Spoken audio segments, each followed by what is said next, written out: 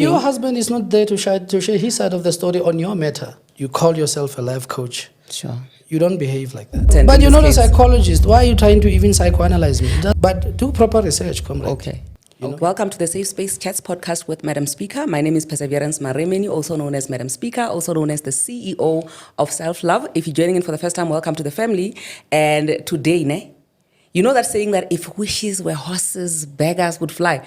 Beggars are flying today. There's a reaction video that I did a couple of days ago where I was reacting to Bishop Moloi, where he went to the Chronicles where he was telling his story about his life. And I said that I wish to sit with him one day so that we can just have a conversation. And that is why today I'm saying beggars are flying because wishes are horses. Bishop Moloi, welcome. Hi, how are you? I'm good, thanks. How are you, sir? I'm fine, thank you. It's good to finally meet you. Yeah, same to me. Are you sure? You don't seem to be too sure about good meeting me finally. No, it's not good, but let's. It's not good, but let's continue. Sure. Yeah. No. Thank you so much for agreeing to come and sit with me.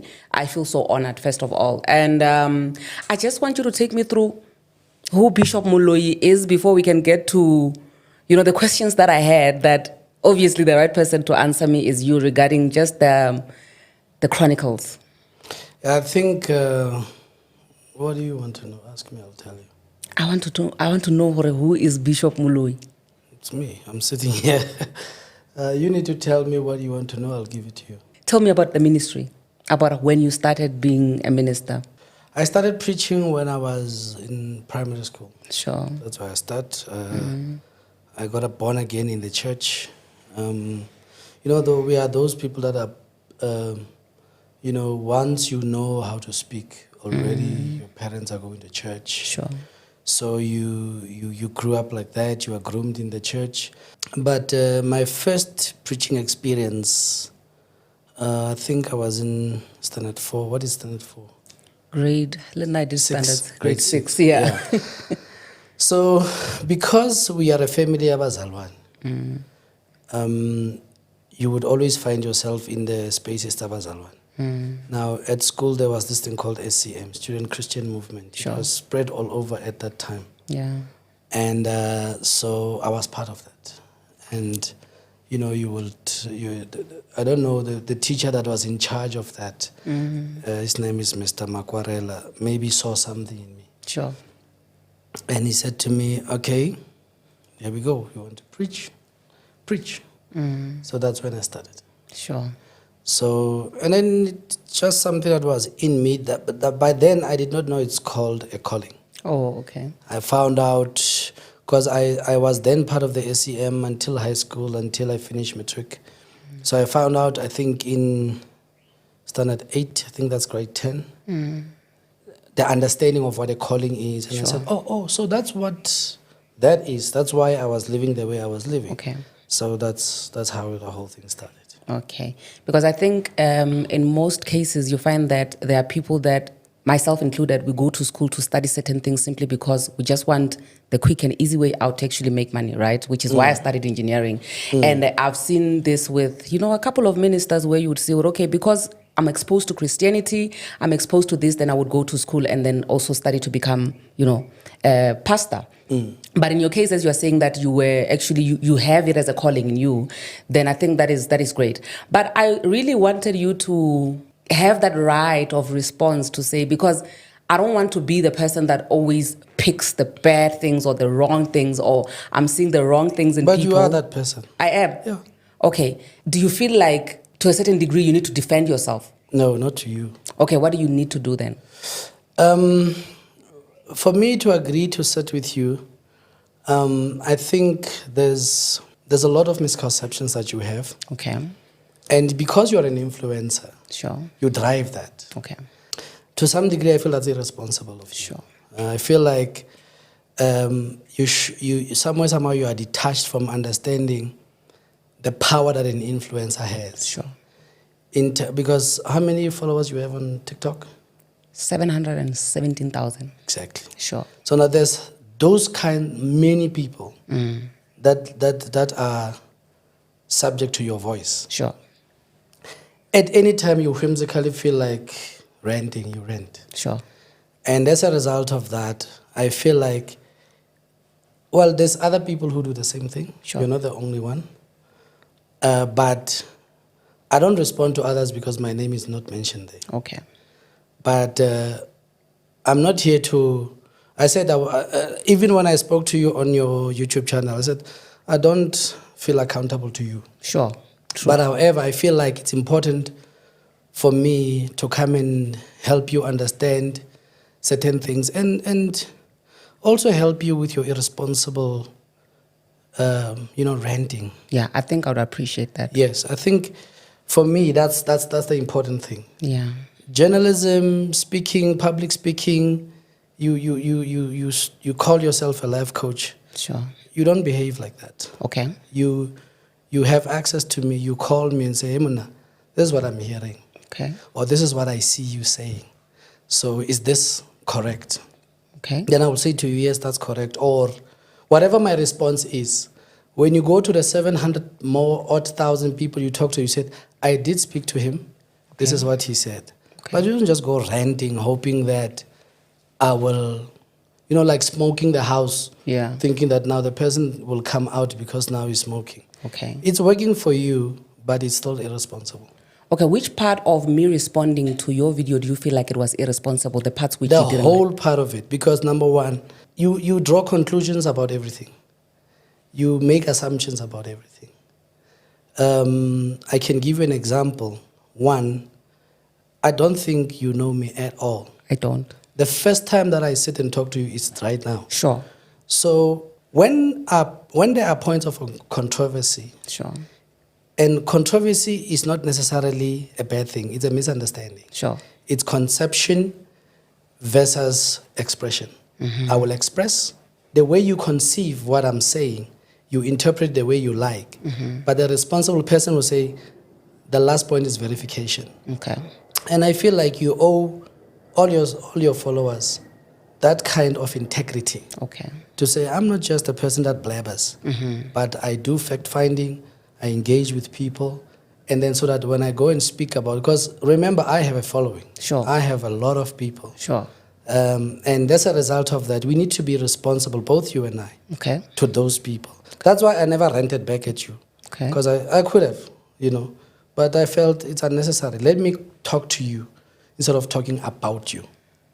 Okay, I'm still in the dark a little bit because in terms of you ranting back at me, I think I saw a couple of comments in the comment section on No, I was YouTube. replying to you. Yeah, but that's It's your channel, right? Yeah. So I was replying to you. That's really not a problem in you replying to what I have said. But the part that I would love for you to educate me is in me being irresponsible in blabbing, because you are saying that there's a lot of things which are not factual, which I said, right? And everything that I responded to in that video is my own opinion on what you shared. So meaning that everything that is on that channel that I responded on, I'm not far-fetching things which were not said by your mouth. So it's just unfortunate that you did not like the responses that I was giving or my opinion over the life that you decided to share with us, because I do believe that there are parts of your life that you have not shared with anybody. So the things that we can comment on as the public, as people who are content creators, we are only going to respond on the part of your life that you decided to share with us. And I need you to educate me on that, as you are saying that one of the main reasons why you are here is to educate me in order for me not to rant and not to be irresponsible with my... But why do you rant? It's unnecessary. Yes, I get it. Because you see, what you do is you take what is in the public space. Sure. You go to your safe space, which is your car or wherever, Sure. where you are in charge of the entire setup. Sure. And then you hoy, right? And then you get the likes and shares and retweets and whatever. And you are done for that day. That's content for you. That's what Sure. content producers do or content creators do. But at the same time, once you start doing that and you start speaking from a place, I mean, you pick and choose. There's so many people that respond to you. Sure. And they say things that they don't like. Sure. It's not everybody that's going to say what you like to hear. Sure. But you pick and choose things, low-hanging fruits, Okay. for lack of a better word, things that you can easily respond to. Okay. Why? Because because you like the sound of your own voice. You'll Okay. sit in a space where you are fully in control of the camera, you're fully in control of everything, and then you will start hoying at people.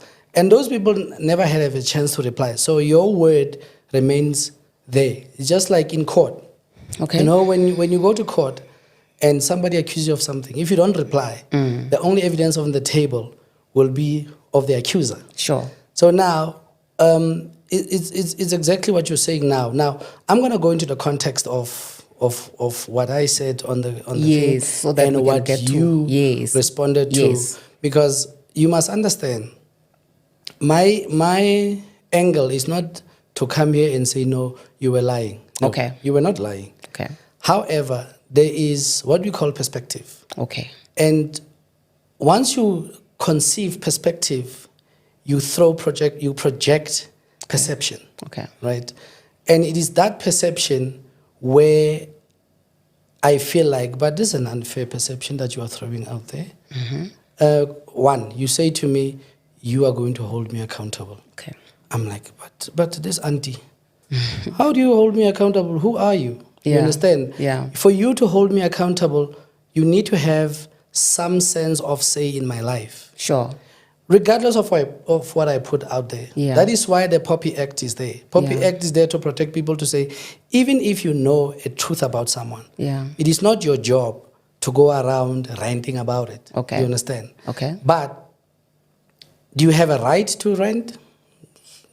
Sure. I can't come and want to tell you what to do. Sure. Do you have a right to rant about my name? That's up to you. Sure. Do I have a right to respond to that? Absolutely. 100%. And Yeah. that's why I'm here. Okay. Now you say, I'm not holding myself accountable. Therefore, you take upon yourself the responsibility to hold me accountable. Based on what? No, I think you got it wrong there. Yeah, you said to I me- think you- even in you the comment repeated section it many times. I Yeah. am going to hold you accountable. Even- you can replay it. Agree. Yeah, yeah. Agree. Even Wait. in- Agree. Okay. You were taking my clip and replaying it Yes. so that you can score some low hanging fruits. Sure. And to throw quick punches here Sure. and there. Now, play that clip, and then you will see that you said, I'm going to hold you accountable. That is why in my response I said, but who are you to hold me accountable? Why Yeah. should I come and account to you? I think when I responded to that, that's when you said you're going to stop. You're not going to speak any further because we are not going to dwell on the vocab as putting words in a certain way. Because if I say that you are not holding yourself accountable for whatever it is that you are saying, this is my story, feel sorry for me, I'm the No, victim you see, always, I've been the victim. That's why you get it wrong. Yeah, but wait. What I'm trying to say now is that when I say I will hold you accountable, I'm not saying that because I will hold you accountable, then I'm going to send you to prison or I'm going to do anything like that for you. What I'm saying is that when I now share my opinion on what you chose to put out there to the public, to say, the people, listen, I'm the victim, No, the I church didn't is say bad, that. You see, this is that. That's why the mistake that you make of what I call drawing conclusions based on your own perception. No, that's You not on understand? my perception. It's It's on your what you perception. shared. No. Okay. Where is it that I said, I'm the victim, feel sorry for me? The statement that you just made now. Where do you get that? When you say the church is dangerous, but our It is dangerous. But our hate They did hate. Are you not part of Bazalwane who are hating other Bazalwane? No, I'm not. What is so different with you and all the other Bazalwanes? What's the difference? Yes. The difference is the experiences. For an example, you have appointed yourself as an advocate for women's rights. Or Sure. whatever, right? Sure. And big ups for you to that. At the same time, let me give you the example. If we had to appoint a magistrate to make judgment on a case where there is a gender issue, Sure. we wouldn't appoint you Sure. because you are biased. You're Yes, not of an course. objective person. Yes. Right. It is on that basis that I say, objectivity, you've decided to throw it out of the window and decide that every woman you talk to automatically is a victim. Absolutely Even when you not. were talking to me, even when you're talking about my case, Yes. you excused the women 3 times. Sure. And you said, no, we're not going to talk about what that woman did Okay. or what she said. That's besides the point. We want this one. No, the reason why we couldn't talk on that woman is because she's not there to share her side of the story. We can't conclude anything. But your husband is not there to share his side of the story on your matter. Yes, so That's my point. So we can't put him there. my We can't point- talk about my husband because he's not there to share But his side you of the talk story. about him. That's my point. But then this is a whole mess right now. You talk about him. Yes, I talk and about... he's not there to share his side of the story. Yeah, but then that's a different thing. And many people that are your followers have always said, but if we could bring your husband to talk and share his side of the story, yes, we will get a different perspective. In actual because fact, you are pushing a certain narrative about people, and you want it to stick regardless of what. And unfortunately, I don't know what men or pastors did to you, but in any case where there is a pastor involved or a man involved, the man and the pastor are a loser when you are the judge. Okay. You get my point? Okay. And my challenge to that is there no time where you have an objective nerve to say, look, let me try to be objective in this particular instance. Okay. Do you judge each case on its merits or demerits for your own integrity, or for you it's just about pushing content? Okay. Can I respond to that? No. Okay, first of all, since we have not even gotten to the tip of you educating me about content creation. I don't want to educate you. No, you said you wanted to educate me in the beginning of this conversation. I want to engage with you on that particular issue. I mean, I was here to be educated, but anyway, it's fine. To moving on to me wanting to be biased all the time, if I have your story and your ex-wife's story, then I will get to say, this is the part where I feel like this is my say in this. And if I have your story as well, I'll say this is what I have a say in it. But I can't speak on your ex-wife and hold her accountable for anything if she has not come out and said anything about you. But you can hold me accountable of all the things that I said about my ex-husband. You get what I'm saying? So if you feel like there's anything that I shared about my ex-husband which you feel like, okay, Perseverance is acting like a victim here, call me out. Don't include my ex-husband. No, I'm not into that space. No, what I'm saying... Mamela, wait. I am not a vulture. Sure. I don't go digging into people's dirt so that I can push content. Okay. There are people who do that, I don't. Yeah, but then people, you need to bear in mind that when you go out there and you say you're going to put a story out there, not everybody's going to agree with you. And I'm 100%. Definitely not one who's going to agree with people simply because if I don't agree with them, then it's going to make me look like, okay, I'm this person who is biased. If you're going to put a story out there where you also say, is there even a single place in that video where you said, nah, I hold myself accountable? I you don't want to be held accountable by anybody. Yeah, let me go into that space. Sure. One, define for me what is accountability. Because I want to be accountable according to your definition. No, you don't have to be accountable according to my definition. Wait. You are the one that has raised the point of accountability. Accountability. On that video. Sure.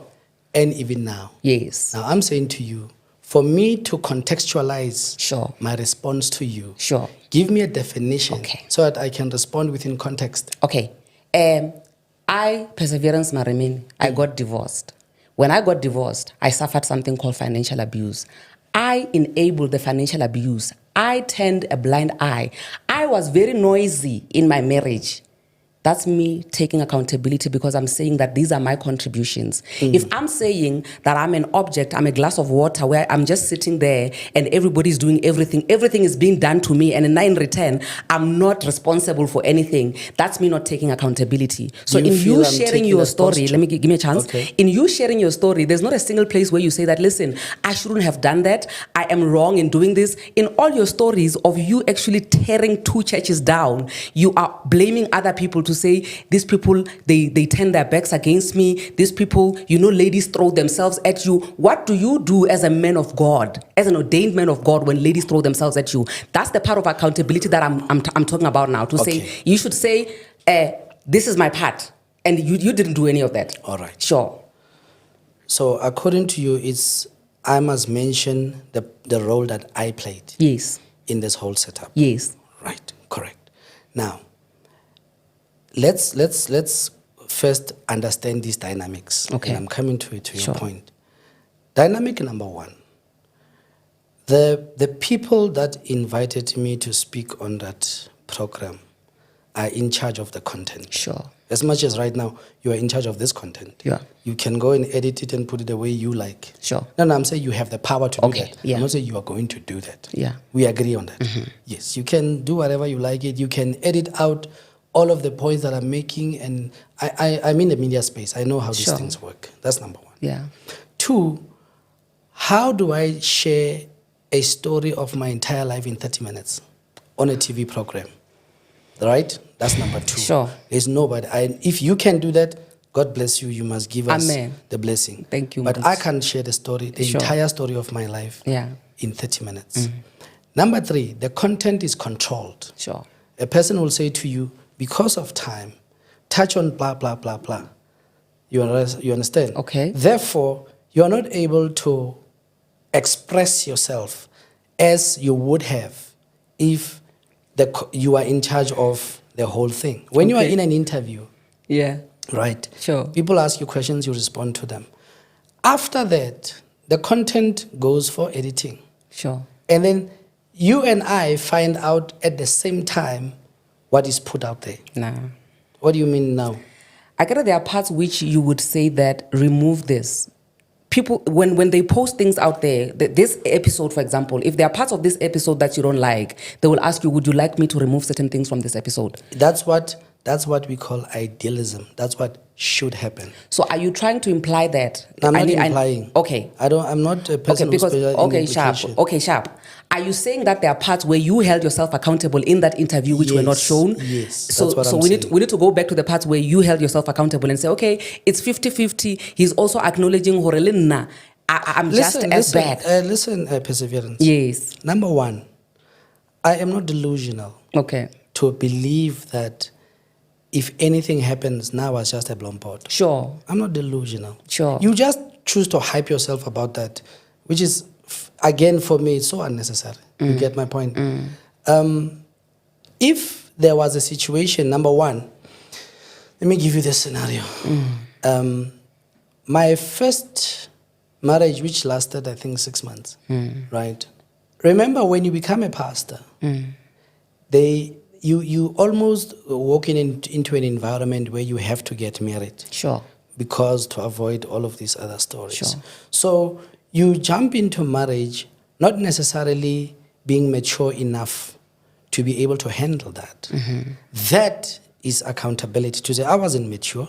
Okay. I wasn't ready for marriage. Okay. I was 22. I was a child. Sure. You get my point? Sure. But because of this calling, and also, I think that it is important for you to receive this into your understanding that a pastor is not someone that just wakes up in the morning and say, I want to do this. I wanted to be an economist. Okay. That's what I said in that clip, but it's not shown. Okay. Because why?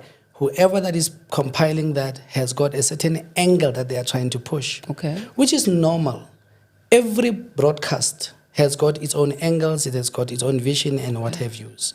So once you go into that show, there are certain things. And if that show is pushing controversy, then let them push controversy. You get my point? Yeah. Now, accountability number 1.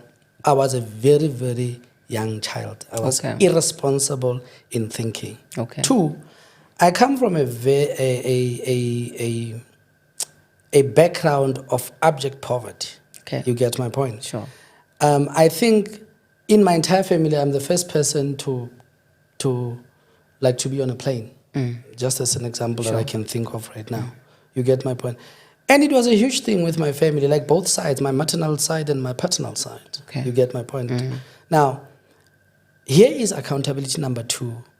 I got exposed to power and money at a time where I couldn't handle it. Sure. You get my point? Sure. Now, if your engagement with me is not focused on that kind of a narrative, you will just say, no, let's talk about your divorce. Okay. Do you understand my point? And it is very important for you to understand that, to say, if I am not in charge of content, I can't always be in control of how it's projected. Okay. Now, if I had my own platform, where I'm saying to you guys, or I write a book and say, this is the story of my life, then you can come and hammer me, about that. So, number 2, I got exposed to power and money. Sure. And I'm still a young boy. You get my point. And the marriage that lasted 6 months, it was a lobola situation. We never went to church and stuff like that. Okay. And also, that is not a point that I'm saying, no, feel sorry for me. Sure. No, it's a fact. That's what happened, right? Was I cheating in my first marriage? No. Okay. The other girl was cheating. She was the one that was cheating. It wasn't me. Okay. And that was one of the reasons why we broke up. To say look, I can't handle this. Sure. Remember, when you are a pastor, especially you still new, it's a very, very sensitive environment. You want to impress. There's so many dynamics because my Bible school and my whole mentoring into the pastorship, it was, I was surrounded by white people, so it was a boer environment. Okay. So you're very sensitive. There's nothing you don't want debt around you because boers are very sensitive to that.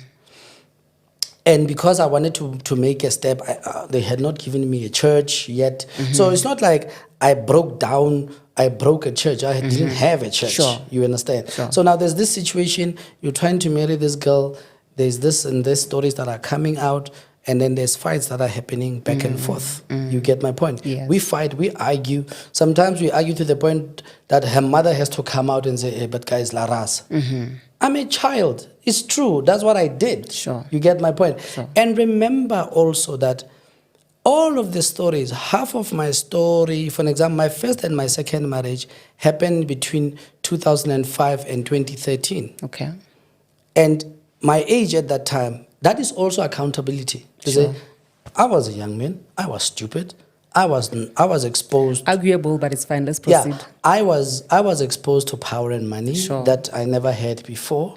And yes, I was exposed to the attention of women. Sure. You get my point? Sure. Now, the first marriage died its own natural death. Sure. You get my point? Sure. There was a child involved. I take an exception to you saying I was sleeping around. I wasn't sleeping Okay. around. I Okay. wasn't. Okay. It is a conclusion that you drew, and I don't know where you get it.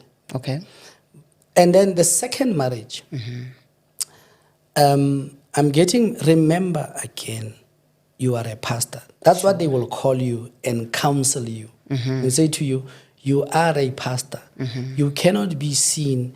You are at a restaurant with a woman and there. Once they see you 2-3 times, they call you to a meeting. Sure. Hey, you are busy with sister mama, get married to her. Sure. And my second marriage, because the church or the people that were, remember the church is not like the church that I was running. Sure. It was the people that were taking responsibility for me to mentor me as a young man into ministry. Now, in my second marriage, as I was doing all of these things, they say to me, look, here's a lady, she's nice, she suits the calling. Okay. You get my point? And she sings, she prays, she does whatever. And you tell yourself, okay, remember you are hurt. You're walking out of hurt. You are coming into this space. And I know to you it's strange to Okay. accept that a pastor can be hurt. No. But a pastor, you did say that. You said, Yeah. I've never heard of church hurt by a pastor. No. I said that in the previous stories that have been shared on my channel, people always come in and share their stories who are congregants. Yeah. I've never had a pastor who sits and shares with us about their own church hurt. Ding, ding, ding. Okay. Hi. Welcome.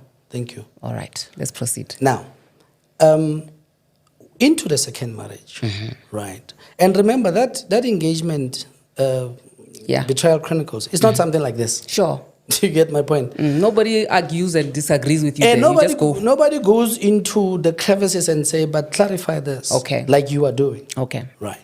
Now, second marriage, you get called, hey, this lady is fine, and you say, okay, she's okay, she's sweet, she's nice. I don't think there's a problem with getting involved with her. Yeah. And then we get involved. We get married because you are riding the wave of the church And the calling. and the calling. And your biggest responsibility is to this. Sure. Not even to yourself. Sure. Right. Then you stay with this woman, you have a child together. So from my first marriage, which, because it was officiated and there were lobolas and stuff like that, but it wasn't really a marriage, I can say. Okay. It was more of my own private pressure. The lady did not have any pressure because she was just free. But me, people were sitting on my case and saying, get married. Sure. Second one, same situation. Get married. Okay, right? but the second one, there was no baby before. No. Okay. Yes. We get married. I think I got married in 2005. The child was, hey, let me not mix the dates. But the child was born in 2008. Okay. Right. And then, okay, we are going on. Mfundisi Noma Mfundisi, we have a church, we are running a church, and all of those things. And then, remember, at the same time, the power and the money. And my objective with that podcast was to actually say, young men, understand, if you're a pastor and you are young, it's normal, it happens. Don't, because there's pastors who attack themselves. What happens when you say young? Understand that it happens. What is it that you want young men and young life happens. Or in general? It's not a packet of sweets. You can't choose the ones you like. Okay. Right? Okay. You get stabbed. You get robbed. Sure. Nobody will say no. This one is Mfundisi. I was kidnapped. As Mfundisi, it happens. Things like that do happen to you. And I like what you said. You said nobody is immune to church hurt. Sure. Even if you're wearing a collar, you're not immune to that. Sure. But in your unraveling of this whole thing, you detach yourself from that. Okay. You feel like pastors are the hurters by default. And then if there's this one who comes and says, I was hurt, where are you coming from? No, not that pastors are the haters. Even us as congregants, we hate each other in the church. Like I said, that the reason why I was saying it's the first time that I hear an experience of church hate is because there's not a pastor that has ever called in. We do lives. We don't go. Yes, that's what I'm saying. Yes, that your case was a special case. That's why I had to speak on it. You get my point. Yes. You know why we don't speak? Because of people like you. Okay. You want to deny us the right to be heard just because society has concluded that pastors are haters, right? And it's one of the reasons why I had to come here to say, stop pushing that narrative. Okay. To say pastors are haters. Stop pushing the narrative that men are abusers automatically. You get my point? A situation where people fight, the other one, and I'm using a bad example, the other one chops the one with a panga, and the other one stabs the one with a knife. They both deserve to go into the hospital. True. You can't say, no, that one was chopped with a panga, let him get into the hospital, well, now go home. Your wound is too small. Okay. It's still a wound. I hear you, You right? get my point. And I agree with what you are saying right now. But the part that is still confusing, Yana, for me is when you say that I need to stop pushing this narrative of the pastors are the ones that are actually hurt. Because even congregants do hurt one another, right? And Yes, I don't correct. remember at any point where I said that all the hurt of all the members of the church, the people who are responsible for that are the pastors. Personally, I feel like that's your posture. Okay. It might not be your expression. No, but it's okay. But it's your posture. You are allowed. Yes. Sure. Yes. That's how I see it. So we'll have a challenge in you advising me on changing things that for I me don't they are want to do delusions. that. I get it. Now you're advising me, Hori, you need to move away from, saying that pastors are the ones who are the haters No, you always. can say it. Yeah. You- But the problem is that if that's not what I am pushing, then it's pointless for you to even advise me on not doing something that I'm not doing. Exactly. Yeah. But this is my position on that. Sure. You have a right to do whatever you want. Yeah. But I have a responsibility to say to you, it's not everybody who's like that. Whether you listen to me or not, it's your right. You get my point? No, we are having double standards now, man. I must throw the ante. No, we are having double standards. What is the double standard? The double standards are that you said that, who do you think you are to hold me accountable? Now you are saying you have a responsibility to show, right? Exactly. Let me help you. It's not a double standard. Okay.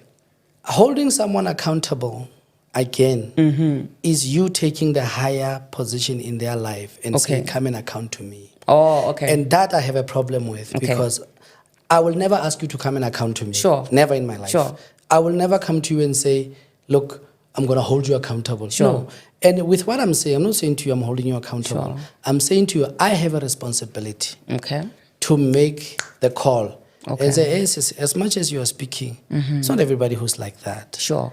But I'm not saying to you, come and account to me on what you are saying and why you are saying it. You get my point? I think I understand your frustration now. I'm not frustrated. No, when you said that, I don't account to you. For me, it was like, okay, it's not personal, but you personalizing it, you are making it seem like I'm saying that I'm superior to you, of which I don't even want to be superior to anybody in my lifetime. But then don't go around saying people must account to you, because once you say to someone, I'm going to hold you accountable, you're already taking the posture of superiority. No. Yes, you are. No, we can. I Yes, think we you can. We are. can argue that until the end of the day, but that is Who absolutely do you not. account to, Wena? Who do you account to? What do you mean? Who do I account to? Simple question. The very same measure you were using to say you're going to hold me accountable. Who holds you accountable? I think all the content that I've ever put out there about myself, people have responded and said, okay, listen, you're not taking accountability on this part. This part, I feel like you are being the victim. This part, you are doing this. That is me. That is people holding me accountable, whichever way they feel like they want to hold me accountable. Whether I take it and absorb it or not, it's entirely up to me. So I feel like the same with you.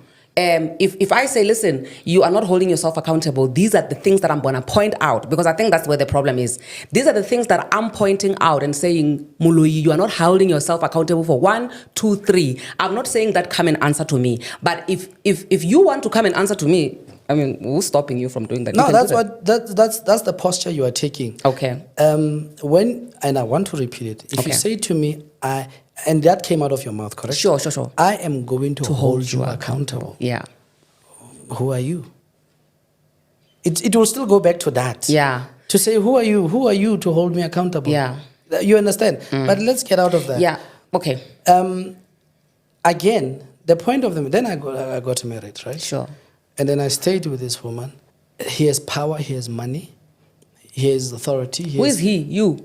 Yeah. Now I'm saying here is. Oh, here is. Okay. Because I heard you complaining that I'm talking to when myself you're using third person, it's like you're distancing yourself from being accountable. That's simple semantics. It's the same thing as me saying I'm holding you accountable. Simple semantics. It's not. When you saying you are holding me accountable, you are basically challenging me. Okay.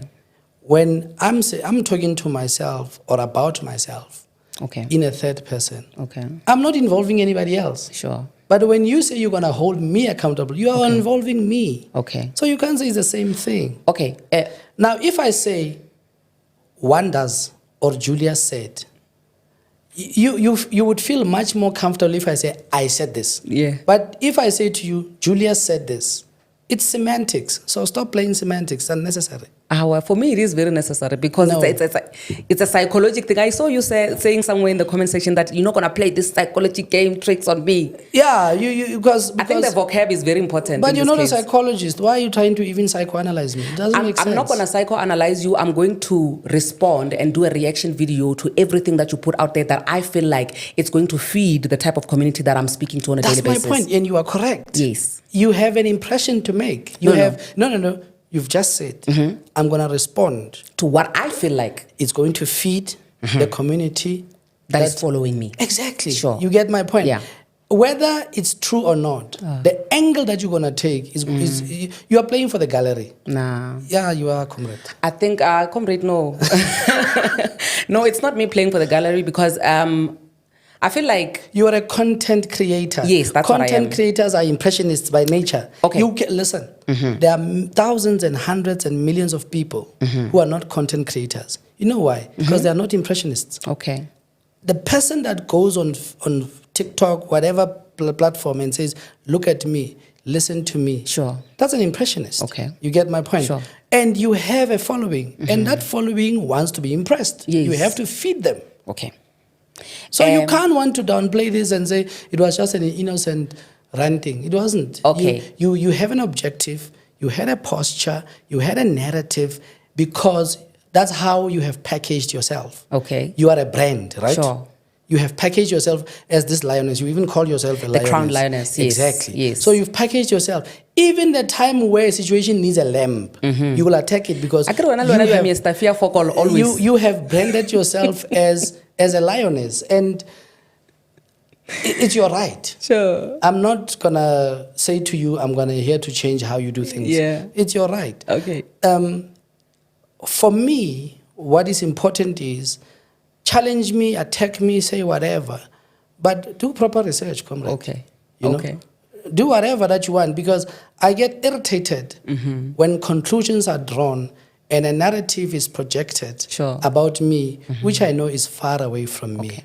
And I think you would also have the kind of same feeling to say, look, if I swear and you say, Moloi, wakan, I know that's what I do. Sure.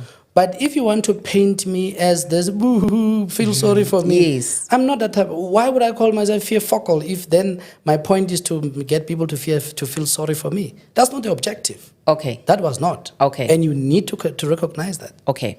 Let me just go back a little bit on the content creation and what I'm feeding my people.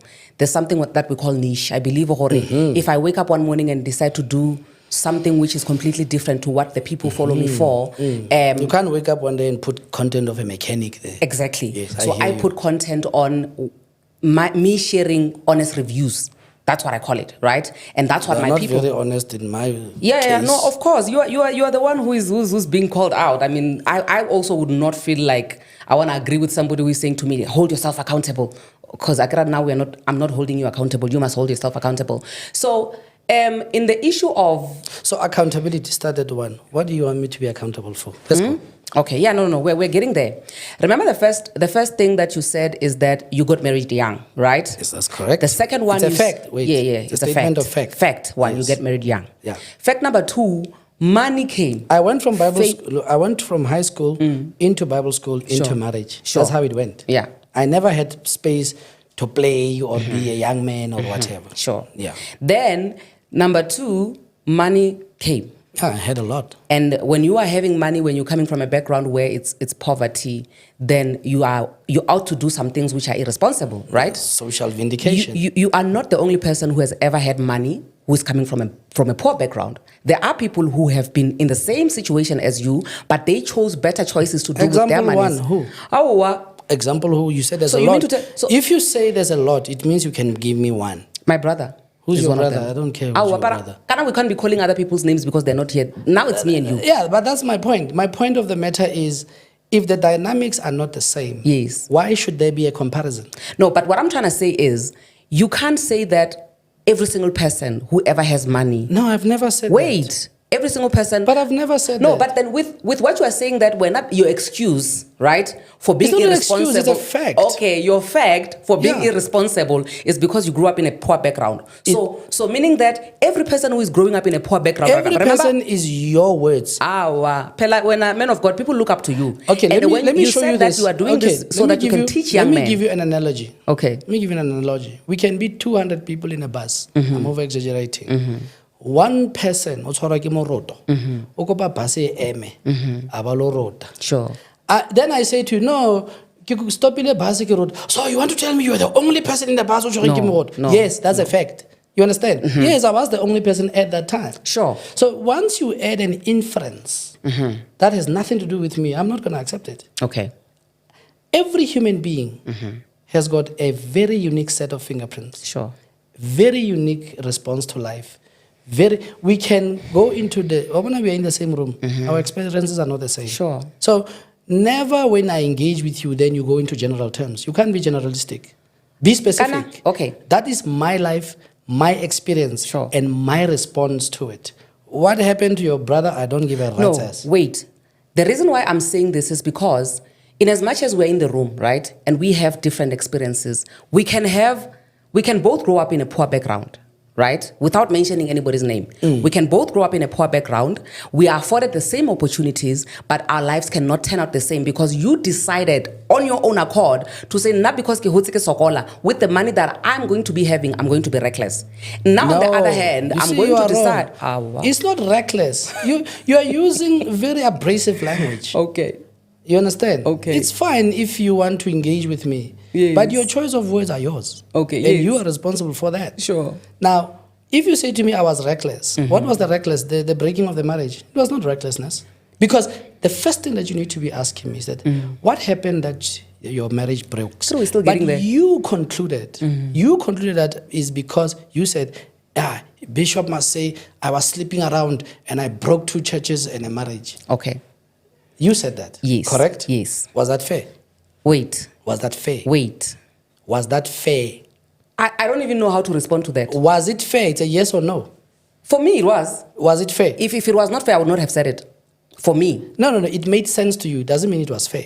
Well, that's why I'm saying, Huri, it's going to be very difficult for us to determine whether that is fair or not, because who are we trying to favor here? Are we trying to make you feel It's good? not about favoring. Are we trying to make you feel good Look, by saying it's it was about- fair or unfair? Okay, it's about you saying, look, I don't actually really know the details of what broke the marriage. But I'm working on what you gave, the details that you gave us. I've never said to you, I slept with women, therefore my marriage broke. I've never said details that to that you gave us. I've never said that to you. But we're going to go to the details that you gave us. I've never said that to you. But we're going to go to the details Listen, that you gave I've never us. said to you, the reason why my marriage broke is because I was sleeping with someone. Okay. That's not what I said. Okay. On any platform, Okay. because you like rewinding and replaying. Yes. Rewind and replay. I rewinded and I replayed, and this is what I got. Mr. Moloi, you say that while you were still married and you had It's money. Bishop Moloi. Oh, Bishop, sorry. A man of God. I apologize. You said while you were still married, girls at the church, they're very dangerous. They're throwing It's themselves true. at you. It's true. They're throwing themselves It's at you. true. Self. When you are there, they're Okay, throwing. let me help you with that Our one. apple now will never Okay. talk. Agree, you're asking me questions. Oh, but I'm not even done with the question. Buache. All right, give me some water. Okay, buache. When you are saying, I know when Huri, you are used to speaking on your own, in your own car, with your own mic and your phone. Yeah, but so now we are you here. like Let's the sound talk. of your own voice. So Luan, me buache. and you, we are the same. We both like the sounds of our own voices. That's why we're here today. I'm here to respond. Sure. And I appreciate you coming here to respond. Okay, Yeah. let's go. So you are saying that after you have had poverty, you came out of poverty, you are driving a city Golf, and then now girls are throwing, the way the Bazalani, that girls are so dangerous in the church, they know you have a mum root, but they are throwing themselves at you. That is a statement of fact. It's not an opinion. I'm not disputing your facts. Yes. But what I'm saying is that as a human being, girls are throwing themselves at you because they're so dangerous and they know there's a mum rooty. And I think the one person who knows that there's a mum rooty before all these other girls knew, it's you. But when you are distancing yourself from contributing towards these girls who are throwing themselves at you, and you are saying, Uri, the only danger here is not me entertaining these girls who are throwing themselves at me. It's them who are coming to me. Pause and let me respond. Point number one, right? Whether you believe it or not, it's still my reality. Okay. And to help you quickly, go and check on one of the episodes of I'm a Bishop that you've mentioned. Sure. That I even threw screenshots of a woman showing me her private part. Yeah. To say, okay, sir. to say, do you want this? Right? I've had to change my number many times. Okay. And whether it was a fake account or fake accounts or whatever, I don't know. But I'm talking about those that actually came directly, to say, no, how about I become the second wife? Point of responsibility. This is where I come in. Point of responsibility is, yes, I did jump into those spaces. As much as you go and say, I was an enabler. That is not being responsible.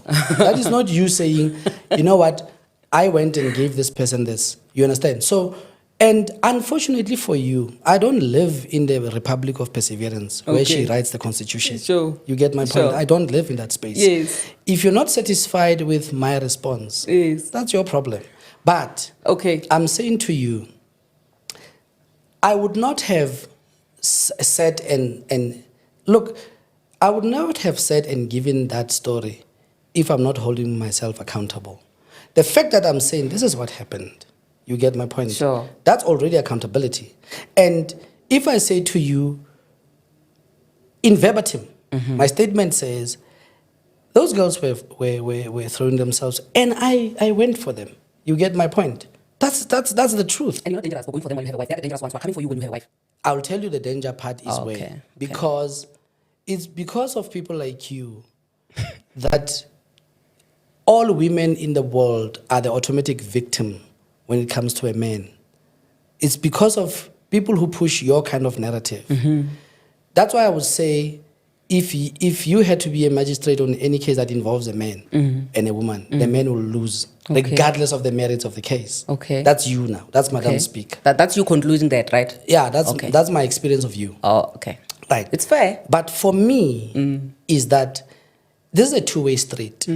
If a woman comes and winks at you, for an example, At church, she sits and opens and closes her legs and opens and she wears trapezan and she's trying to do these things. Some of them even send you SMSs to say, I'll come and see me, and on. And some will even give you money. You get my point? Sure. Just to lure you in. Did I fall for that? Yes, I did. But you didn't mention that in that thing to say. Say you didn't hear it. That's the part where you're saying I'm accusing you of cheating, and you never admitted to it. Can I say this? Sure. Say you didn't hear it. Don't say because it wasn't there. Yes. Who's controlling the content? Yeah. Wait. You are still doing the same thing, Bishop Moloi. You are distancing yourself. I'm asking you a simple question. Am I in charge of that content? No, don't say awa. Answer me a fair answer for a fair question. Am I in charge of that content? I'm not. I told you from the beginning, there are other people who are in charge of that content. It's not my content. I don't control what they put out there or what they don't. I find out when it's out there to say, okay, this thing is running. You, in the Republic of Perseverance, every content creator out there consults first before they put content out there, right? Like you, for an example. Okay. Right? Nobody consults you. When I sit with you now and I give you content like I'm giving you now, yes, it's your property. Sure. Right? Sure. You can do with it whatever you like. Yeah. Now you asked me, you asked me in the beginning, you said, Bishop, are you saying that people that are in charge of that program edited your content? I said, yes. Okay. Now you seem to have forgotten that. No, that is why I'm correcting you and I say to you, rather say you didn't see it. Don't say I didn't say it. Bishop Moloi. So you want to insist I didn't say it? You want to insist I didn't say it? I'm not saying that you didn't see it. I'm not there. I cannot prove you whether you said it or not. That's my point. But then be fair and say, listen. And look, the fair point will be whether you said it or not. I'm not sure. But all I know is that I didn't hear it. But I'm going to respond to what I saw. Yes, correct. So I responded to what I saw. And you can't come for me for responding to what I saw. What did you see?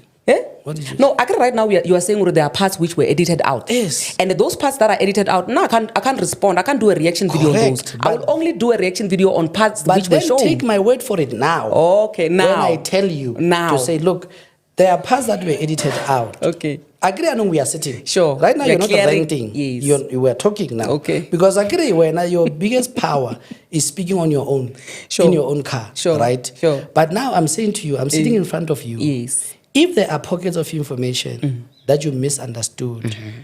No, not misunderstood. That were omitted from your interview. Let's get it right. Wait.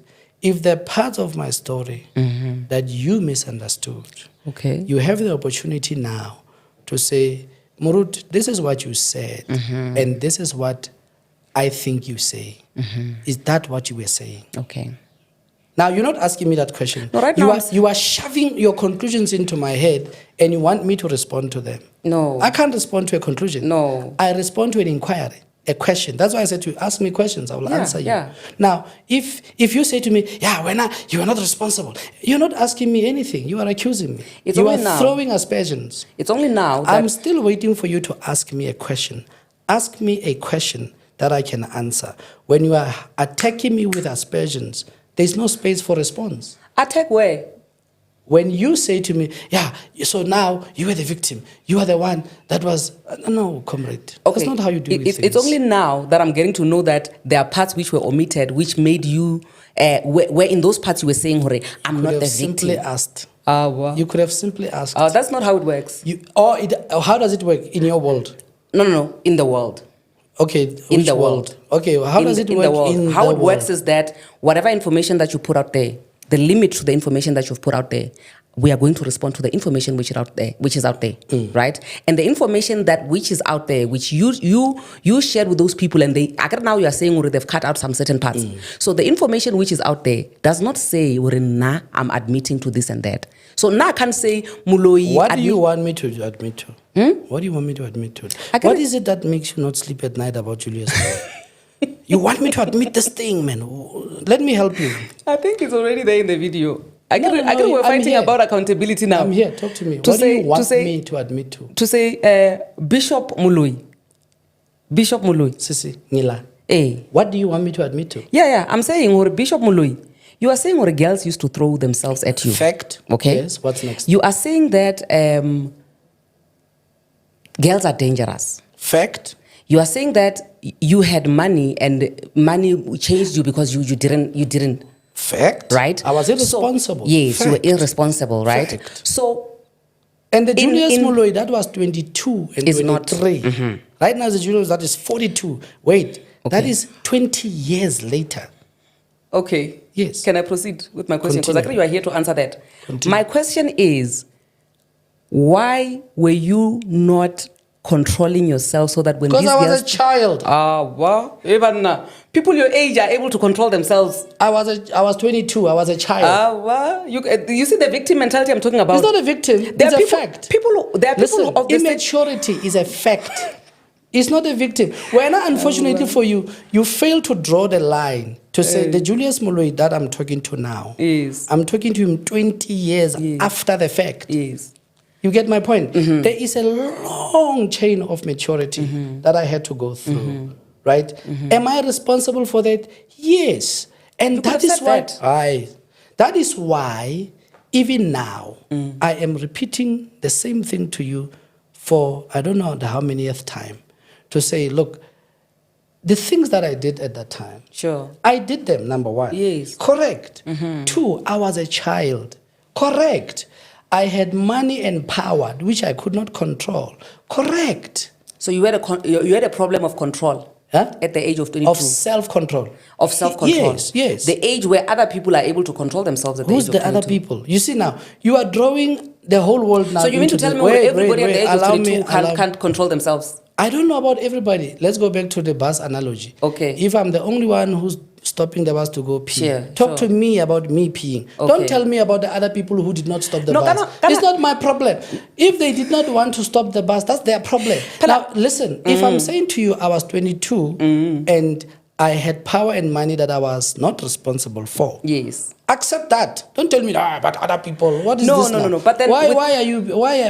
With what you are saying right now, but Bishop, why are you being animated? No, with what you are saying now, Bishop, is that you are making it seem as if self-control was rocket science when you were 22, and it was not. It was not. It was. Where were you when I was 22? Where were you when I was 22? Oh, We've all been 22. Where were you? We've all been 22. No. I'm asking you to jump into my life. Because again, it's my life we're discussing. Fine. Now, stop throwing rocks from a mountain. Come to where I am. Sure, I'm here. I'm with you. And I'm saying to you, when I was 22, I was reckless and irresponsible. Now, you might not have done that. Sure. Right? Sure. It's fine. But don't make your reality a one-size-fits-all. Sure. And it's not. Unfair. So when I respond to you, and then you say, but what about the rest of the people? How am I responsible for them? No. Why are you wanting me why do you want to hold me accountable for the rest of the people? The point that I'm trying to make, and then you come with and tell me including about your other brother. people. No. I remember the brother thing. You are not going to turn me into a mediocre, because the brother thing, you said I must give you an example of somebody where they've been to poverty and they've made it in life. And I said my brother. I have made it in life. So the brother thing, it's not me trying to go off the rails. You are that going one was off the rails. That one was very, very much relevant. When you see that you are losing, that you come with everybody. Who's everybody? I beg your pardon? Why are you mentioning everybody? Why do you want to hold me accountable for everybody? No, I'm not holding you accountable for everybody. Don't tell me about everybody. I'm saying to you, this is what happened in my life. Yes. And this is how things happen. Sure. And this is the part that I played. Sure. Now, are you satisfied with that? No. Why? Because you want to be right at all costs. Because once I say to you, this is what happened, this is my accountability, which we're crying for having sleepless nights. Now, you tell me about everybody now. No, what I'm trying to say is that you're not that special to a point where you feel like your case must be exceptional. It's not an exceptional case that you were reckless at 22. Listen here, my There are people who've been 22. Okay. We've been 22. My man. Yes. That's the point I'm trying to make. What you did when you were 22, yes. I was not there. Yes, true. I cannot want to jump into that space. Sure. And want to point the deck colors in that space. I respect your space. Sure. Do you understand me? Yes. It is not my space. Now, if you come and tell me to say when you were 22, you were wearing black shoes, it is your reality. Yeah. I can't question that. Why do you want to question my reality? Oh, wow. This is not, oh, okay.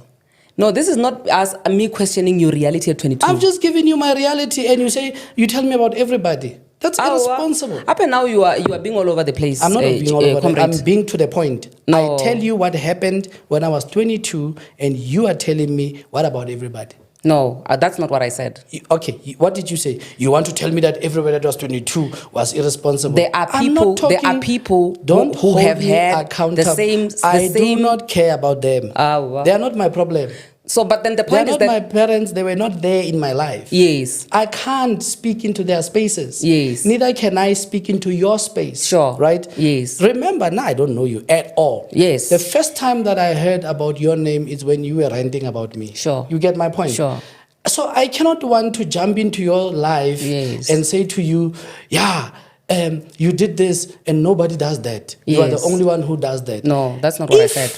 You are saying to me, don't tell yourself you are unique. That's what you are saying to me. You just said that. No. You see, now you don't even listen to yourself when you're speaking. What I'm trying to say is that I'm going to repeat myself. What I'm trying to say now. That's how I use my vocab. That's my line, right? What I'm trying to say is that you can't say that at 22 you were a victim because I've never said I was a victim. Okay. Why do you say you can't say this? But I never said that. Okay, at 22 you had money, you were irresponsible. Women were throwing them. That's a responsibility. No, that's wait. me being you were saying accountable. You were young. You were saying you were. I was. Is it a lie? You are using 22 as an excuse of you being reckless. It's a fact. No, it's an excuse. It's a fact. The reason why I'm saying that's when now, did you start drinking alcohol? That's where more people, other people come in now. Let's become relevant. No, wait. That's where more people come in now. When did you start drinking alcohol? At what age? I don't drink alcohol. Okay. You've never drank alcohol.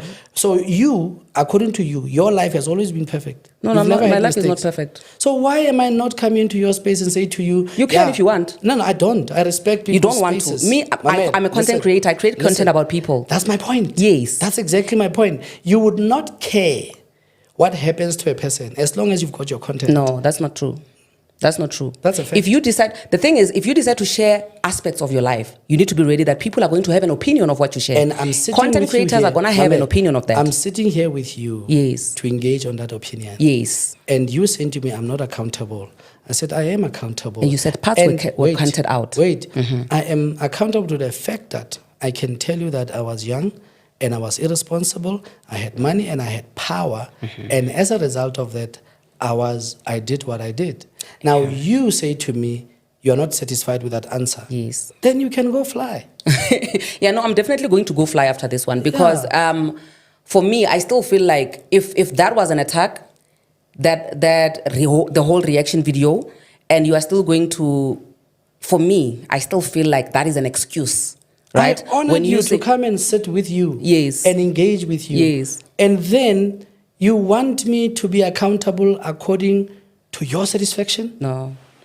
Why, if you ask me the color of the sky, and I say to you it's blue, and you say you're not happy with that, what must I say? That's when you're being truthful. Then you must script the answers. No, if you are saying it's green when it's blue, then I'm not going to be happy with that. Fine. You know what's the difference between the sky and me? I'm unique.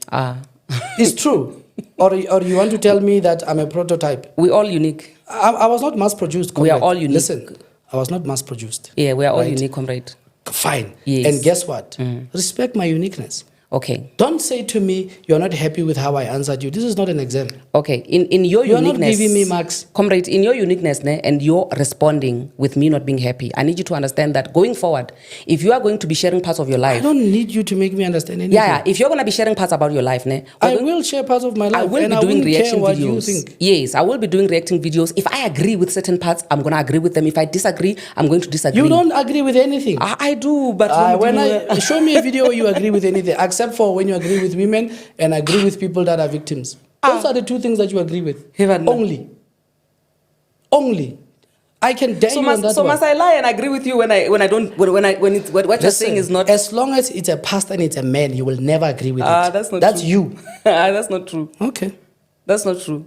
Show me a video where it was a pastor you agreed with and as a man you agreed with. You have this inherent or entrenched hatred for men and pastors. That is why I came dressed like this. Yes. Because I want to represent the two things that you hate the most in life. Okay, men and pastors. Yes. Okay. And you still have your own head about churches. I don't know what happened in your life because I don't dig into people's lives. Yes, I don't dig either. They just say their stories and then we take that content. You get my point. So I've never been into that space.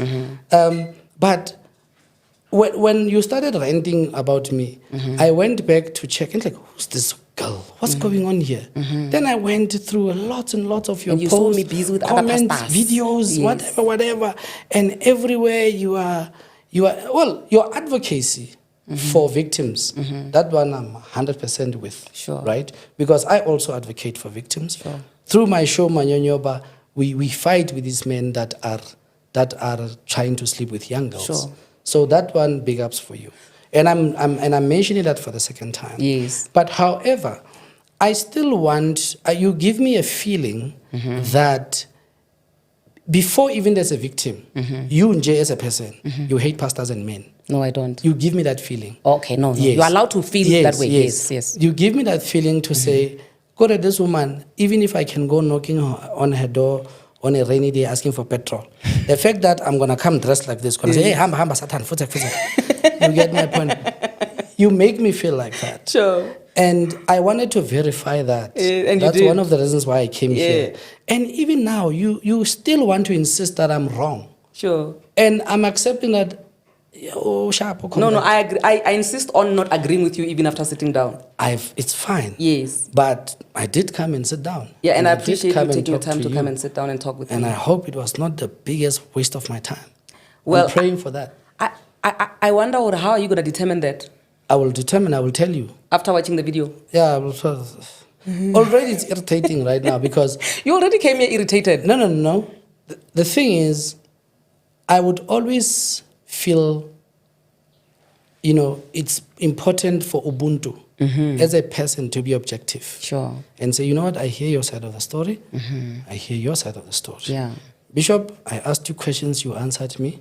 I'm not happy with how you answered me, Yes. but you did answer. Sure. But if I give you an answer and you tell me, no, but other people are not having the same reality. No. But that's my reality. Why do you want to hate me for my reality? No, I'm not going to hate you for your reality. I feel like as a prominent member of the society who men look up to, pastors, young pastors look up to you, it's important for you to give information out there which is going to empower these people. So if you are going to give this information out there which is going to make pastors, even if you're going to lead them astray, if you're going to make them have a mentality of a victim always, and also not be able to be held accountable, because there's a pastor who really believes that they can practice self-control at the age of 22. True. And when they look at somebody like you who is pushing that, when at the age of 22, it was not possible for you to have self-control, then you are saying that it's okay for other people. You are literally enabling other people to behave the way that you behaved. That's the problem with me. Okay, let's go back to it. Was I losing, or did I lack self-control at 22? Yes. Yes. Are you satisfied with Sure. that? That it's my life and not yours? Yes. Can I have a right Yes. to have no self-control? Yes, at 22? you are allowed. Thank you. Yes. Thank you, Your Honor. Yes, you're Thank welcome. you, Madam Speaker. You're welcome. One Wow. of God's. Number 2, am I allowed to have mistakes according to you? Yes, you are. Fine. Right. Number 3, am I allowed to have a different reaction to life, which is unique to the 7+ billion people Yes. in this entire world? Am I allowed? You are. Thank you. What else do you allow me to do? Because it Oh, looks no, like you're not. you want to script my life, and everything that I do, I must come and ask for approval from you. No, now you're just taking it to another level. But I'm enjoying this, eh? I mean, I want to understand. With me because- is that I feel like you are not used to people disagreeing with you, and to a there's certain one degree, person- to a certain degree, you use your status to intimidate people. And unfortunately, when you come across people like me who are not intimidated, it's a problem. Then you will have to label me. Comrade. If you feel intimidated, it's your own private never. feeling. Can never be me. But I never came here Yes. to say I'm going to intimidate you. Yes. I came here to respond to you. Yeah. So even after sitting, I still don't agree with you. It's fine. Yes. At least, you did engage with me. Yeah. And the part that I'm And happy the with. next time you make a rant video, you will say, I did talk to him. The part that I'm happy with is the fact where you cleared the fact that there are parts which were omitted where you They were holding were. yourself accountable, which I feel like it's sad. That guy did you dirty by omitting very important parts. People do me because dirty those all are the time. those parts are the parts which are most important, because young pastors who are looking up to you should be looking at that as an example to say, even this man. I will never have somebody following me through social media. If you want to follow Julius Moloi, if you want to be mentored by Julius, and I've got lots of people that I'm mentoring, you come and sit with me, either whatever space. Sure. But if you are going to follow me like a witch on social media and think that's the story of my life, then you are in for a big surprise. Yeah. Ask Madam Speaker, she will tell you. No, I think parts You of your know. life that you choose to share with us, you need to be ready for us to respond to them, because we are. It's My only dear, the beginning, my dear. My dear, you have a right to have an opinion. Yes, thank you. And that is why I'm not taking you to court like other people. Ah, no, Because those ones- wait, because I understand Yes. that you have a right Yes, to have an respond. opinion. No, to have an opinion. Okay. Whether your opinion ganjani, it's okay. But because you personally, I like you. Yes. That's why I sat and spoke to you. Remember, there are so many people abang Tugayo. You know, I feel so honored. Yeah, wait. There are so many people abang Tugayo on different platforms. Sure. Right? Who have more followers than you. Yes. Someone posted my picture and said, this guy is the devil himself. Sure. You I get- saw even on the video that you Yeah, the Chronicles. you get my point. Yes. What do you do? That is an account that is owned by multiple people. Have you can't ever do- betrayed anyone? Let me think. Hey. Have I betrayed anyone? What is betrayal? I agree you went to Betrayal Chronicles to share your But story of remember, how I'm you were talking to being Madam betrayed. Speaker now. No, the reason why And I I'm- want to know from you, what is betrayal? So I'm contextualizing. Remember, I like contextualizing. So if you say, you are putting it too haphazard. Betrayal is what? Is making a promise and not keeping it? Is betrayal being late for a meeting? Bishop Moloi. Or is betrayal is stealing money from someone? Bishop Moloi, Yeah. betrayal is everything that you spoke about when you went to the Betrayal Chronicles. Like that's betrayal according to you. No, it's not according to me. Mara, you went to Betrayal Chronicles to talk about your betrayal. You see, there are many things that give a lot of things a different feel, right? Every picture has got many colors, Yes. and those colors give the picture its feel. Now, Okay. if you say to me, I went to Betrayal Chronicles, automatically it means my betrayals according to them. No. If you want two things, if you want me to respond to your understanding of what betrayal is, I will.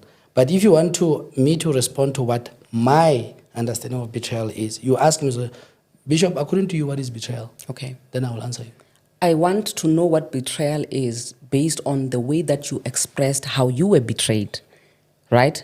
To Correct. say yes, because I get it, we can't talk about. So you You want said my we can't talk about the definition. bus. We might Yes. talk about you. Yes. So there was a story you shared about you being betrayed. Yes. So Okay, I hear you. Yes. And I will even add that angle where you said,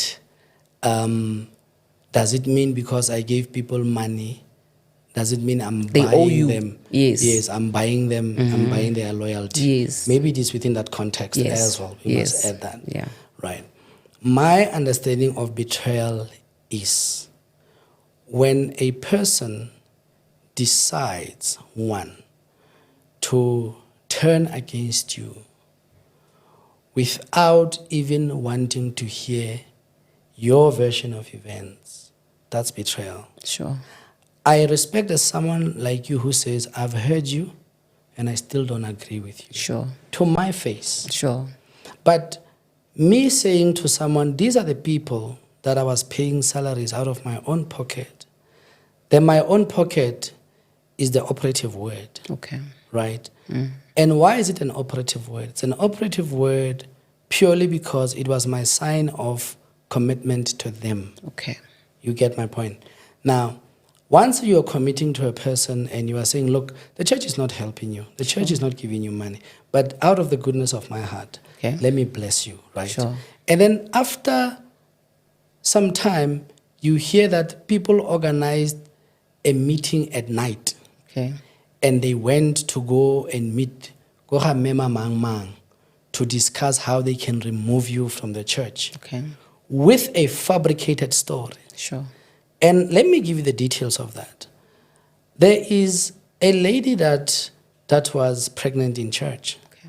And people concluded that I impregnated that lady. Someone, Jay, out of the blue. And I can give you 4 incidences of where I was accused of pregnancies that I know nothing about.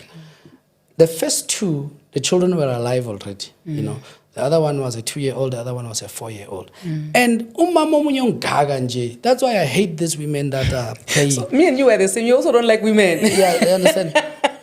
When you hate men. Whether you hate women. No, I don't. And okay, sharp. No. Judging from my history, comrade, Wait, you will know that I like extra time. women. This is a soccer match. Don't we have extra 15 minutes, guys? You know. Thank you, Pastor Bay. Judging from my history, you can see I like women. And I marry. Sure. I don't use. Yes. I marry, right? But and I want to tie it in with me saying, Labo Mama, they came to pray. I hated their fake prayers because I knew that they created out of the blue a story to say, no, this child looks like Mfundisi's child. This should be, it means Mfundisi is the father of this child. So you already had anger and resentment towards those women. Wait. Don't draw conclusions. Okay. Don't throw yourself. Don't throw yourself in. You like jumping in the swimming pool. It's a question. Wait. We'll call you. Okay, sorry, Chief. We'll call you. Okay. Then these women created that story. All right, and they said, no, labantwana bayafana. Therefore, it means Muruti is the father. Kanako eo, this girl is about to get married. I had to go and talk to the guy and say, please, don't take this rubbish. If you want, let's go for... Because the woman, I didn't even know her. You know, she came to my church 3 months or 4 months, and then she came with a child. Now, all of a sudden, because Bayafana Nomtanami, now I must account for that. That's why I hate when people want me to account for things that have nothing to do with me. Okay. And then the other one is the girl was pregnant. I was giving you that story. And then when the girl was pregnant... Because this girl was serving at the church, you know, she will bring the water and they said to her, yeah, you know, that's why this girl is pregnant. And these people decided to have a whole meeting at night, mind you. 12 midnight, they were sitting somewhere and they were discussing. Like us following you on the socials. Yeah, you. Yes. And then they were discussing and making conclusions about something that was truly false, sure. Right? Then they influence it because one of the guys that I was taking care of, you trust the person sure. As a pastor. When you're not there, you give them the pulpit there. Kandena, he wants to take over the church. Oh, okay. And that story is a real story. It happens in some cases, you get my point, whereby people will see where you are and they would want that position and they would fabricate stories so that it suits you. Sure. Lo and behold, the child gets born. The child looks nothing like me. And I need to point out that I never slept with that girl anyway. You get my point? Sure. It's not like you were saying, no, I was lucky that no child was born. You said that? No. I didn't say I'm lucky. You said what? Fortunately. Yeah? Fortunately, by the grace of God, no child was born. Yeah. Sure. Yeah, because there was time. There was a time. Yeah, so Bishop Moloi, if a child was not born while you were married, so that means you were cheating. Cheating where? You can't worry about a child not being born because you were playing it safe. What is playing it safe? My man, okay, I'm coming to that. Let me finish this one. Pack that one. Okay, let's pack it. Let me finish this one. So this child gets born, right? Baba Wake, some guy from Zimbabwe, he takes responsibility, blah, blah, blah, blah, blah. But what happened at that time? The rumors have ran, the lies have been told, the church has been destroyed. Now, perseverance comes and says, oh, you destroyed your church with your own thing. It was a rumor that was created, which was a lie. And I was so tired of responding. Remember, now people write about me on newspapers. So you get tired of responding. And sometimes we are too and just say, well, you know what? Whatever. You get my point. When the truth came out, you'll be shocked. It was actually 3 weeks ago. Remember, this thing happened back before COVID in 2018 or something. Sure. It's only 3 weeks ago that one of the mamas in the church, she calls me, hey, Muruti, where are you? No, Muruti so-and-so says he wants to talk to you, he wants to apologize. I said, he can go to hell with his apology. Let him go and apologize to Jesus, not to me. Sure. But now here comes perseverance. She just fills in the missing words. You get my point? Oh, Yeah, you said I broke the church because you said I was what? I was sleeping around. You were filling in the missing words. Wait. Are you talking about the second church or the first church? I don't care. You Because said the I first broke church, two churches. the first you church, even made a statement as a caption, comrade. What was your caption saying? don't ask me, tell me. What was it saying? You wrote it. You wrote it. Tell me, what did the caption say? You rewind. Put it there. When are you rewind these things? Okay, bona Mr. Bona, sorry, Bishop Moloi, bona ne.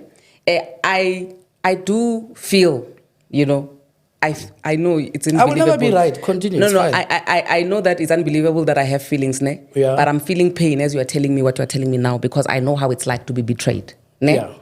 But the only thing that I feel like the missing words which you are saying that now I was feeling in is that thing yahore, ladies throwing themselves at you. They were. Right? At the end, towards the end of your marriage, you're saying these women who have been scheming against you, they came to the scheming part. I'm only hearing about it now, right?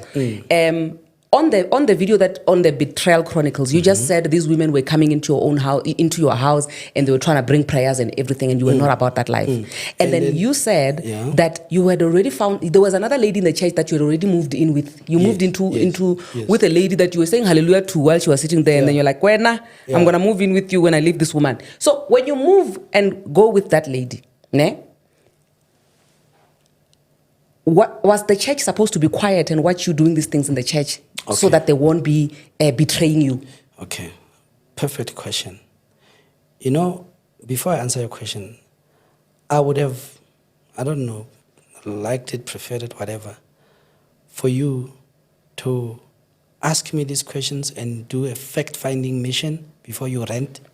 So that when you rent, the renting party, you're not you letting are go a of renter. that word. You rent. I mean, that's no, I'm you are a comfortable specialist with that. rentist. Yes, it's okay. Right now, so that when you're renting, then your rent is within the proper context. Sure. You didn't do that, but you are doing this after the fact. Oh, it's only you didn't ask me anything. You just went and rented. What is the how for? I bet if I want to react to a video, I can't if you are Beyonce right now, you are there in America, must do a reaction video. I'm not in America. No. If I want to do a reaction both video, you and I know that I'm very accessible to you. Comrade. Mara, okay. You are making my job very difficult now. Okay. Comrade, you want me to respond to what? Okay.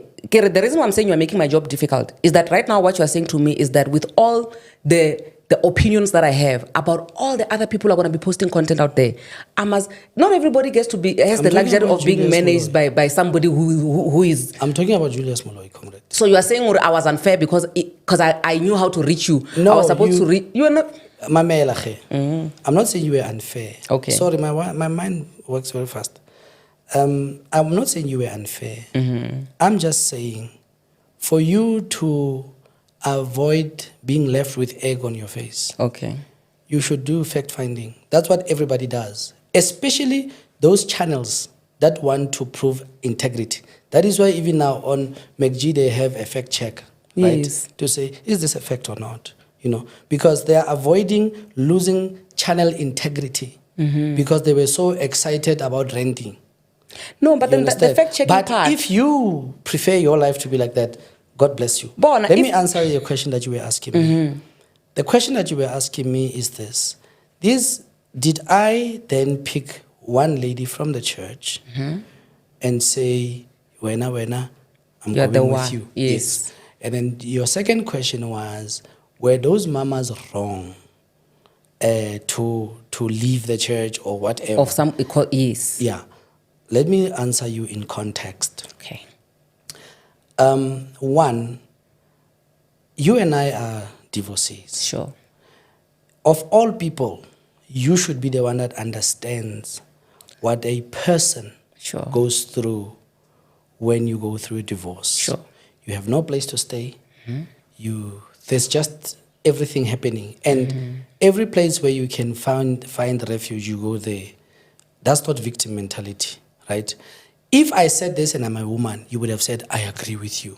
But because I'm a man, you frown. You understand? Same statement. If a woman said, I was confused, so I stayed with this guy, you would feel, yeah, I understand. But now because it's a man, you catch an error on your brain. because you're not used to that. Yes.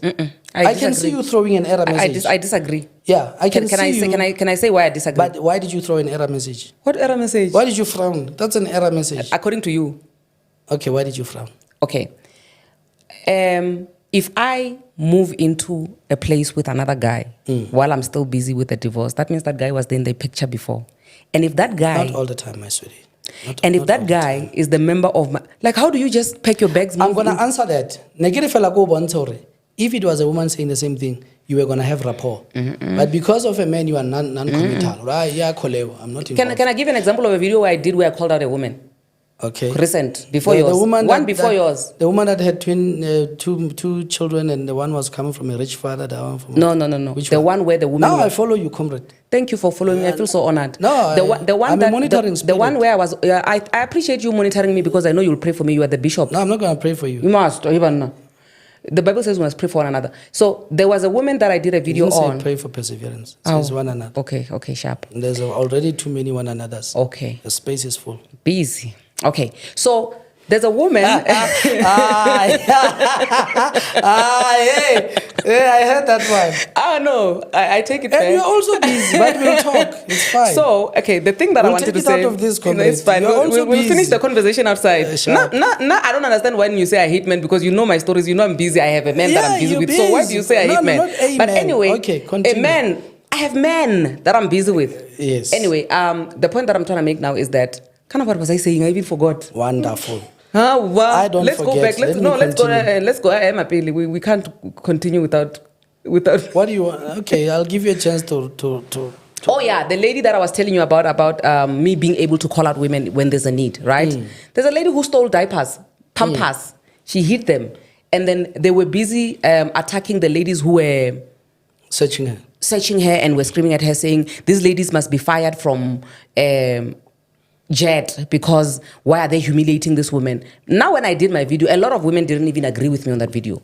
I said that woman must be taken to jail. Because after those diapers are finished, she's going to go back and steal. We can't clap hands for somebody who's a thief simply because she's a woman. And I'm for those women who are working very hard because when there's a stock shortage in their shops, they have to pay for that, right?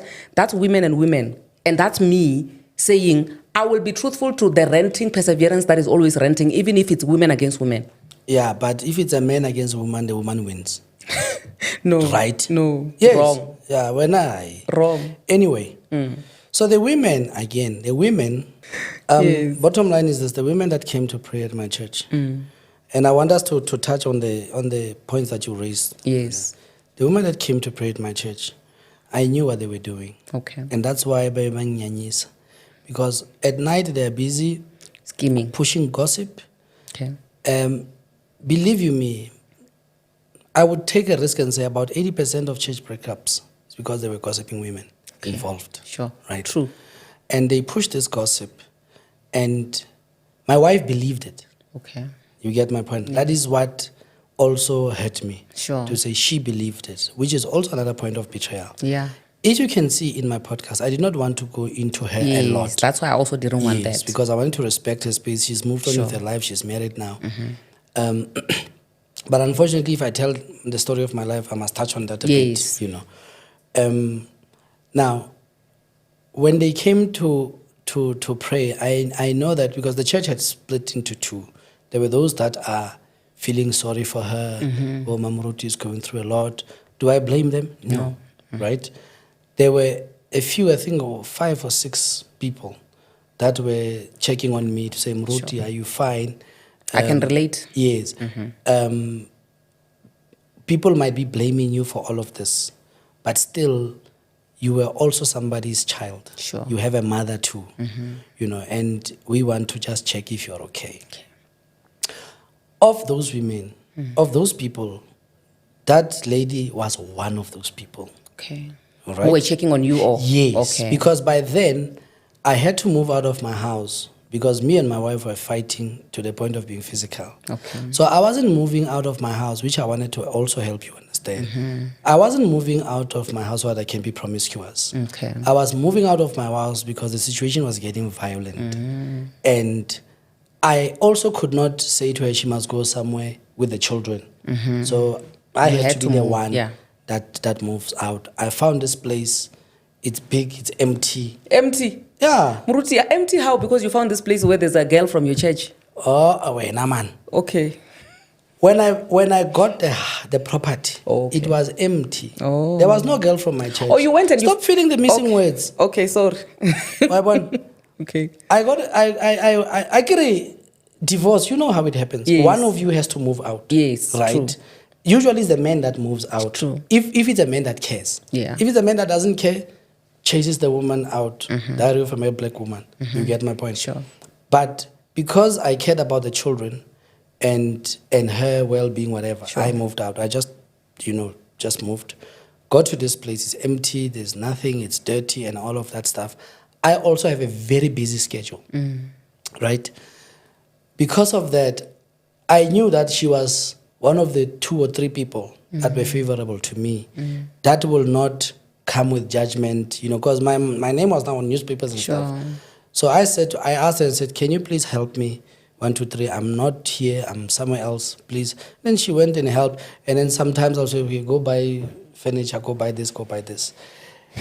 Through that, an interest and a relationship started. Okay. Why? Because did I like her? Yes. Was she beautiful? She was damn beautiful. So you liked her even when you were still a pastor? There are people that you look and say, this is a beautiful woman. Man of God, you're supposed to be preaching the word of God there. Ahuna, you are supposed to. Ahuna, you are supposed to. Okay, sharp. I am first a man, then I'm called. Hey! You're not born in this thing. You're not born in a collar. Okay. You get my point? Sure. You're supposed to. What is the Bible saying that you studied? What does it say? Show me. It says a lot of things. Yes. So which one do you want me to address? No, I mean, when you are saying you are first, hey, you know what? I'm a first man. Then I'm called. Kupa, invite her to your private church. I'm not called from my mother's womb. There's only one person who was called from his mother's womb. That was Jeremiah, not me. Okay, can I get an invite to your church then? Because I just want to hear one sermon or exactly what you speak about. Because what you are, my church is too far. Will you drive from Limpopo to there? I will drive. Oh, wonderful. I'm curious, and don't kill me when I get there. No, I wouldn't kill you. I would have killed you a long time if I wanted to. But my point of the matter is, that's how the story unfolded. The gossiping women, they were not there to save the marriage. They were there to get more gossip. Okay. You understand? Because they will say, hey, let's hlala phansi. What's happening? Oh, yeah. What's the progress? And they nyanyist me big time, Then I chased them out of my house. Sure. And then, so that lady, up to today, I'm grateful to her for having helped me through that. And God knows, had they not went and did a lot of things, we would have been married. Yes. You get my, because sometimes you fall in love for a person that shows you kindness. Yes. Because there's a small dividing line between kindness and love. You get my point. So did I fall in love with her?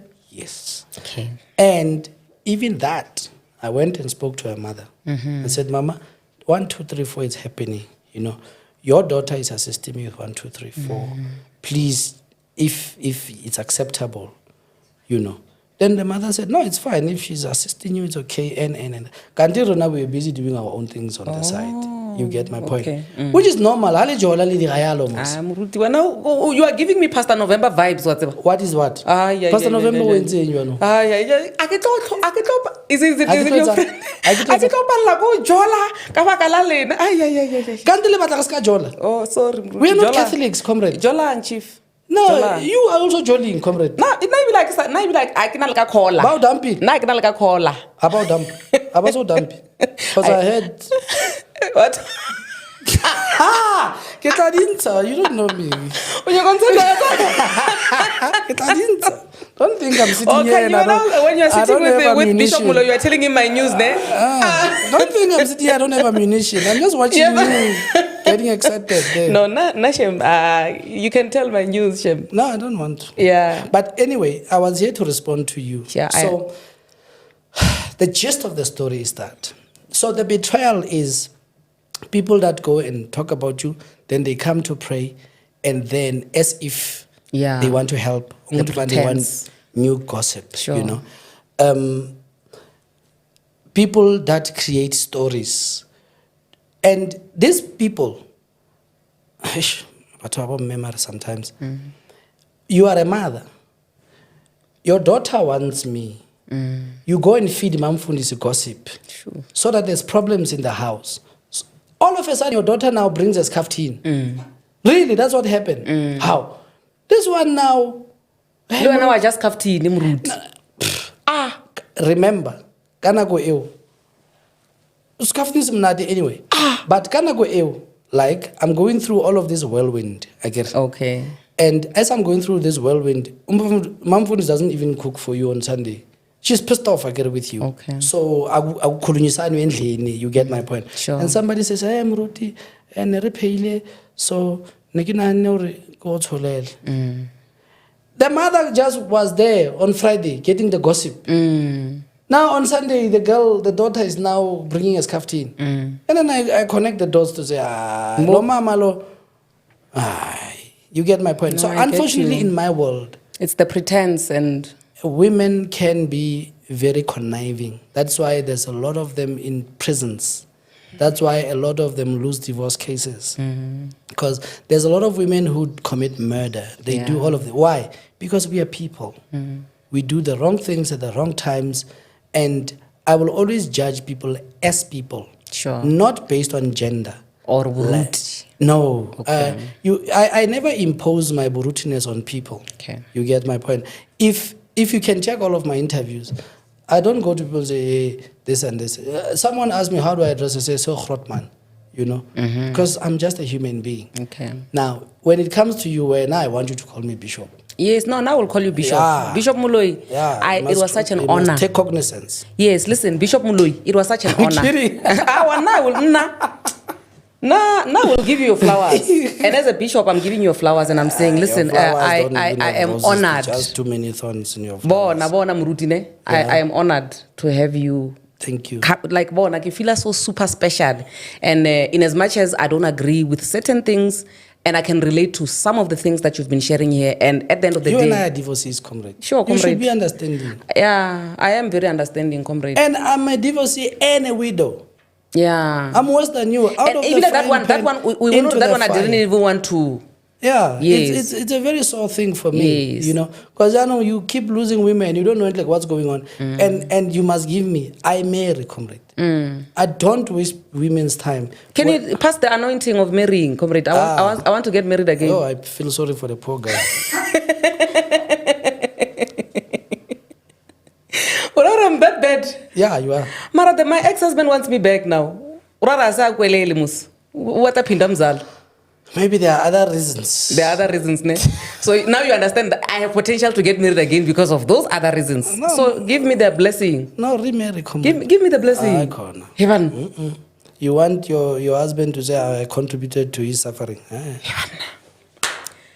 Hey, with that being said, guys, thank you so much for joining in. This was such an amazing, and I enjoyed every bit of this. Even when you were busy, renter, you are a renter, I enjoyed. And I appreciate you taking your precious time to come here and educate me and also share parts that you feel like they were omitted on the previous thingy, which were making you feel like you are distancing yourself from taking accountability. I appreciate you doing that. Thank you so much. Asbong. Asbong.